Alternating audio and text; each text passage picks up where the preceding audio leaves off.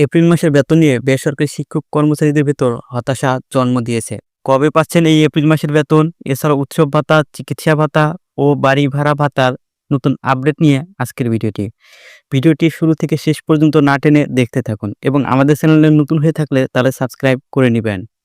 এমপিওভুক্ত শিক্ষক ও কর্মচারীদের দীর্ঘদিনের প্রত্যাশা ইএফটির মাধ্যমে বেতন দেওয়া হবে। পক্ষান্তরে ইএফটির মাধ্যমে বেতন দেওয়ার কার্যক্রম চালু করেছে মাউসি কর্তৃপক্ষ। কিন্তু দুর্ভাগ্যের বিষয় হচ্ছে এমপিওভুক্ত শিক্ষক ও কর্মচারীদের বেতন যথাসময়ে দেওয়া হচ্ছে না। এই বিষয়গুলি নিয়ে শিক্ষকদের মধ্যে বরাবরই প্রশ্ন জাগছে।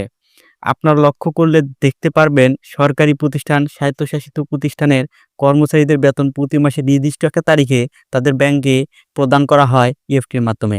কিন্তু বেসরকারি শিক্ষক ও কর্মচারীদের বেতন পেতে বরাবরই ভোগান্তি পড়তে হচ্ছে।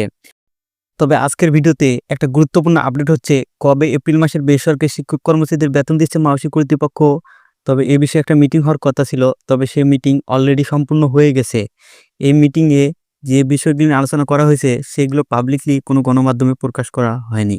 কিন্তু আমরা যদি শিক্ষা মন্ত্রণালয়ের পূর্বের নিউজগুলো দেখতে যাই, তাহলে সেখান থেকে জানতে পারবো আগামী 8 থেকে 10 তারিখের মধ্যে বেসরকারি শিক্ষক ও কর্মচারীদের নিজ নিজ ব্যাংকে তাদের বেতন পেয়ে যাবেন।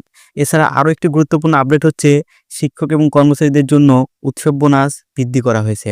তবে বাড়ি ভাড়া এবং চিকিৎসা ভাতার জন্য নতুন কোনো আপডেট আসেনি। কিছুদিনের মধ্যে হয়তোবা প্রকাশ করা হবে। সো এই ছিল আজকের ভিডিওটা এখানে শেষ করছি। সবাই ভালো থাকবেন।